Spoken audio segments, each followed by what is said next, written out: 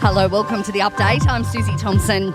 French President Emmanuel Macron has delayed plans to reform voting laws in New Caledonia. Macron's travelled to the Pacific Island after more than a week of riots left 6 people dead. He says there's no common vision on the island's future and more talks are needed.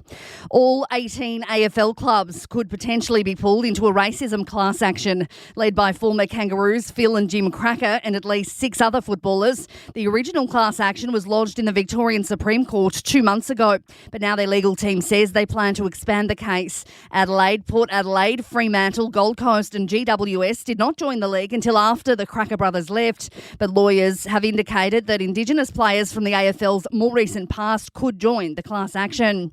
9 people are dead in Mexico after an awning, stage and giant screen came crashing down in high winds. 120 other people are receiving treatment. It happened during a political rally ahead of the nation's presidential elections on Sunday week. A former WA minister has fallen victim to an elaborate scam and is warning others. Ex-Corrective Services and Emergency Services Minister Joe Francis has had his identity stolen and it's being used to trick people into buying fake goods online. He says unsuspecting people have been turning up to his house. This is a whole new level of evil because you're putting a victim that you've scammed money off up against another victim. You don't know who either of these 2 people are. To turn up at a private residence at 10 o'clock at night having paid $2,000 for a quad bike that doesn't exist. I mean, someone's going to get hurt. All you need is a half-cooked meth head who's pretty angry about losing $2,000 and your house gets firebombed. The family of Michael Schumacher has been awarded €200,000 in compensation from the publishers of a magazine which printed an artificial intelligence-generated interview with the former Formula One driver.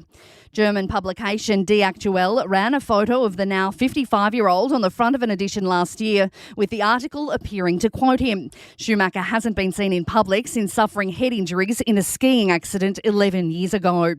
And one lucky Australian has won the entire $150 million Powerball jackpot, but they just don't know it yet. The unregistered ticket holder from South Australia claiming the Division 1 prize overnight.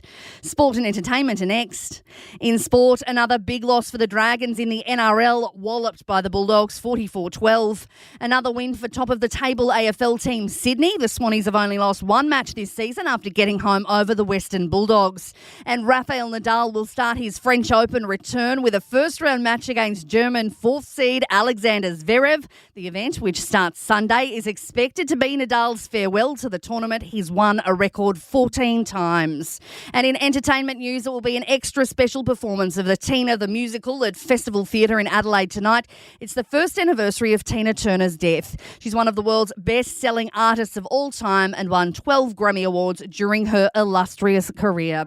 And that is the latest from the Nova podcast team. We'll see you later on for another update. I'm Susie Thompson.